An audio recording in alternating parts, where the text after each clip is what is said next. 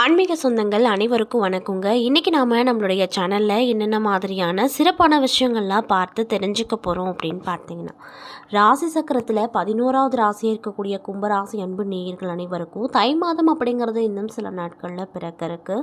இந்த தை மாதத்தில் நீங்கள் உங்கள் வாழ்க்கையில் என்னென்ன விதமான விஷயங்கள் எல்லாம் பார்க்க போகிறீங்க, என்ன விஷயத்தில் ரொம்ப ஜாக்கிரதையாக இருக்கணும், என்னென்ன விஷயங்கள்லாம் பண்ணணும் பண்ணக்கூடாது, பரிகாரங்கள் மாதிரி ஏதாவது விஷயங்கள் உங்களுக்கு சொல்லியிருக்காங்களா அப்படிங்கிறத பற்றி தான் நான் இந்த பதிவில் உங்கள்கிட்ட முழுமையாக ஷேர் பண்ணிக்க போகிறேன்.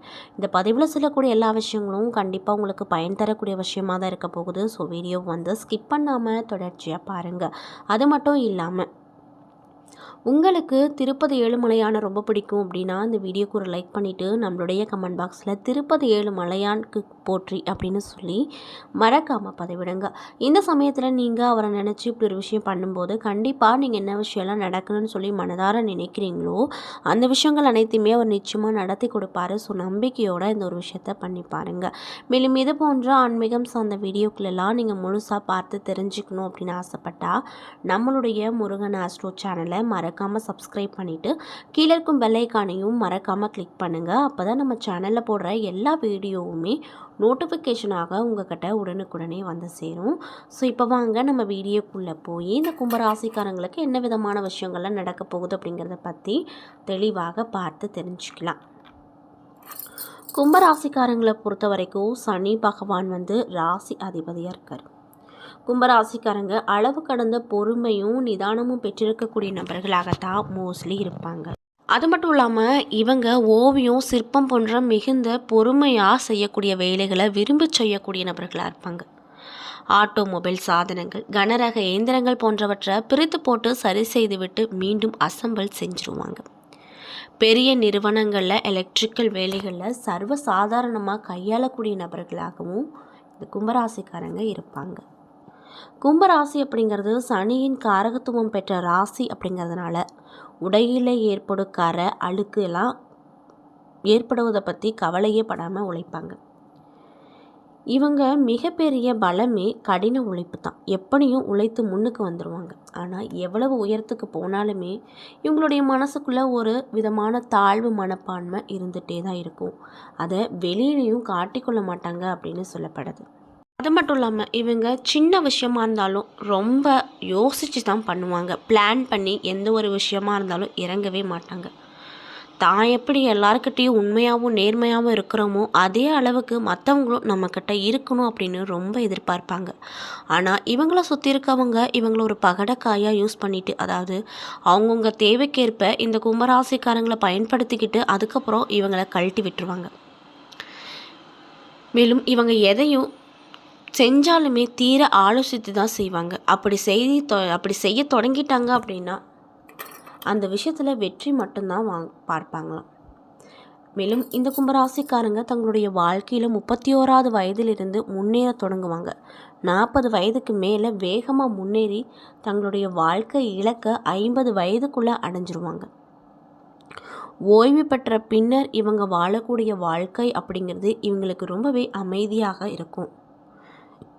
மேலும் இவங்க வணங்க வேண்டிய தெய்வம் யாருன்னு பார்த்தீங்கன்னா அய்யனாரப்பன், ஐயப்பன், அர்த்தநாரீஸ்வரர், ஆஞ்சநேயரை வழிபட்டா இவங்க வாழ்க்கையில் மேலும் சிறப்பான விஷயங்களை அடைய முடியும் அப்படின்னு சொல்லப்படுது. இப்படிப்பட்ட அன்பு உள்ளங்களுக்கு இந்த தை மாதம் எப்படி இருக்க போகுது, என்ன விதமான மாற்றத்தை தரப்போகுது, என்ன விஷயத்தில் நீங்கள் ரொம்ப ஜாக்கிரதையாக இருக்கணும், என்ன விஷயங்கள்லாம் பண்ணணும் பண்ணக்கூடாது அப்படிங்கிறத பற்றி தான் நான் இந்த பதிவில் உங்கள்கிட்ட ஷேர் பண்ணிக்க போகிறேன். இந்த பதிவில் சொல்லக்கூடிய எல்லா விஷயமும் கண்டிப்பாக உங்களுக்கு பயன் தரக்கூடிய விஷயமாக தான் இருக்க போகுது. ஸோ வீடியோவை ஸ்கிப் பண்ணாமல் தொடர்ச்சியாக பாருங்கள். அது மட்டும் இல்லாமல் இது போன்ற ஆன்மீகம் சார்ந்த வீடியோக்கள் எல்லாம் நீங்கள் முழுசாக பார்த்து தெரிஞ்சுக்கணும் அப்படின்னு ஆசைப்பட்டேன். நம்ம சேனலை மறக்காமல் சப்ஸ்கிரைப் பண்ணிவிட்டு கீழே இருக்கும் பெல் ஐகானையும் மறக்காமல் கிளிக் பண்ணுங்கள். அப்போ தான் நம்ம சேனலில் போடுற எல்லா வீடியோவுமே நோட்டிஃபிகேஷனாக உங்கள்கிட்ட உடனுக்குடனே வந்து சேரும். ஸோ இப்போ வாங்க நம்ம வீடியோக்குள்ளே போகலாம். மேலும் கும்பராசிக்காரங்க யாராவது இந்த பதிவை பார்க்குறீங்கன்னா நான் சொன்ன விஷயம்லாம் மேட்சாக இருந்துச்சுன்னா நம்மளுடைய கமெண்ட் பாக்ஸில் வந்து கரெக்டுன்னு சொல்லி மறக்காமல் பதிவிடுங்க. ஸோ இப்போ வாங்க நம்ம வீடியோக்குள்ளே போய் தெளிவாக பார்த்து தெரிஞ்சுக்கலாம். 2026ஆம் ஆண்டு ஜனவரி மாத தொடக்கத்தில் ரிஷப ராசியில் சந்திரன் இருக்கார், மிதுன ராசியில் குரு இருக்கார், சிம்ம ராசியில் கேது பகவான் இருக்கார், தனுசு ராசியில் சூரியன், செவ்வாய், புதன், சுக்கிரன் ஆகிய 4 கிரகங்கள் அமைஞ்சிருக்கு. கும்பத்தில் ராகுவும் மீனத்தில் சனி பகவானும் இருக்காங்க. இந்த கிரகங்களின் அடிப்படையில் இந்த கும்பராசிக்காரங்களுக்கு இந்த தை மாதத்தில் என்ன மாதிரியான பலன்கள்லாம் கிடைக்க போகுது அப்படிங்கிறத பற்றி பார்க்கலாம். கும்பராசிக்காரங்களுக்கு ராகு பகவான் ராசியில் அமர்வதால் எதிர்பார்ப்புகள் அனைத்துமே நடக்கும். ஆரோக்கியத்தில் மிகுந்த கவனமாக நீங்கள் இருக்கணும். பூச்சிக்கடி, விஷக்கடி தொந்தரவுகள் ஏதாவது ஒன்று நெருக்கடிகளை கொடுக்கும், அதனால் பார்த்து கவனமாக இருங்க. மேலும் இந்த 2 மாதம் உங்களுக்கு நன்றாக இருக்கும். ராசிக்கு அதிபதியான சனி பகவான் 2வது இடத்துல அமர்ந்திருப்பதால் நல்ல வேலை வாய்ப்புகள் கிடைக்கும். குரு வீட்டில் சனி பகவான் அமர்ந்திருப்பதால் வேலையில் வருமானம் இரட்டிப்பாகும். சில நேரத்தில் கோபம் ஏற்பட்டாலுமே பல நேரத்தில் நல்ல குணத்தோடு இருப்பீங்க. 2ல் சனி இருப்பதால் வீட்டு வேலைக்கு ஆட்கள் கிடைப்பாங்க. தெய்வீக அனுகிரகத்தால் உங்களுக்கு நிறைய விதமான நல்ல மாற்றங்கள் கண்டிப்பாக அந்த தை மாதத்தில் கிடைக்கும். பேச்சால் மதிப்பு மரியாதையும் அதிகரிக்கும். இன்னும் சிலருக்கு நேரம் நல்ல வருமானம் அதிகரிக்கும். படிக்கும் மாணவர்களுக்கு நல்ல முன்னேற்றங்கள் கிடைக்க போகுது. நெகட்டிவான பேச்சுகளை பேசுவது தவிர்த்து கொள்வது இந்த காலகட்டத்தை பொறுத்த வரைக்கும் உங்களுக்கு நல்ல ஒரு விஷயமாக பார்க்கப்படுதுங்க. எந்த ஒரு விஷயத்தையும் யோசித்து பேசுவது நல்லது. உங்களுடைய இளைய சகோதரால் நன்மைகள் கிடைக்கும். பழைய சொத்து ஒன்றை விற்க யோகமும் லாபமும் கிடைக்கப்பெற்று ரொம்பவே மகிழ்ச்சிகரமாக இருப்பீங்க. பணத்தால் லாபம் கிடைக்கும். புதிய வேலை வாய்ப்புகள் கிடைக்கும். மன தைரியம் அதிகரிக்கும். கணவருக்கு எல்லா வகையிலுமே உயர்வுகள் ஏற்படும். அது மட்டும் இல்லாமல் குரு பகவான் பார்ப்பதால் பொருளாதார உயர்வு ஏற்பட போகுது. கௌரவமும் உங்களுக்கு இந்த காலகட்டத்தில் அதிகமாக உயரப்போகுது. சுக்கிர பகவான் 11ல் இருப்பதால் வீட்டை அலங்கரிப்பீங்க. வீட்டு உபயோகப் பொருட்களை வாங்குவீங்க. அதனால் செலவுகளும் உங்களுக்கு அதிகமாக இருக்கும். வாகனத்தில் சிறிய செலவுகள் வரும். பிள்ளைகளுக்கு பெரிய வளர்ச்சிகள் கிடைக்கும். பிள்ளைகளுடைய கல்வி தொடர்பான விஷயங்களில் ஏற்றம் உண்டாகும். பிள்ளைகளின் திருமணம் கூடி வரும். செய்தொழிலில் பெரிய விரக்தி ஏற்படுங்க.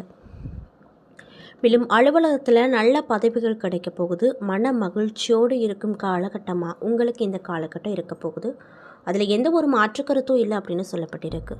வியாபாரத்தை பொறுத்த வரைக்கும் வியாபாரத்தில் நல்ல முன்னேற்றங்கள் கிடைக்கும். பண பரிவர்த்தனை நன்றாக இருக்கும். சந்திர பகவான் 4வது இடத்துல இருப்பதால் சொந்த வீடு கட்டும் யோகம் கிடைக்கும். பெற்ற தாய்க்கு சிறு பாதிப்புகள் வரக்கூடும். அதனால் ஆரோக்கியம் சார்ந்த விஷயத்தில் ரொம்ப ஜாக்கிரதையாக நீங்கள் இருக்கணும். கணவருக்கு நல்ல முன்னேற்றம் இந்த காலகட்டத்தில் கிடைக்கும். அது மட்டும் இல்லாமல் கணவருக்கு சில பாதிப்புகள் வருவதற்கான வாய்ப்பு அமைஞ்சிருக்கு. அதனால் பார்த்துருங்க. மேலும் விநாயகர், நரசிம்மரை வழிபாடு செய்யுங்க. கணவருக்கு பாதுகாப்பை இந்த 2 கடவுளும் கொடுப்பாங்க. அரசு துறையில் இருக்கக்கூடியவங்களுக்கு ஆரோக்கியத்தை பார்த்து கொள்வது நல்லது.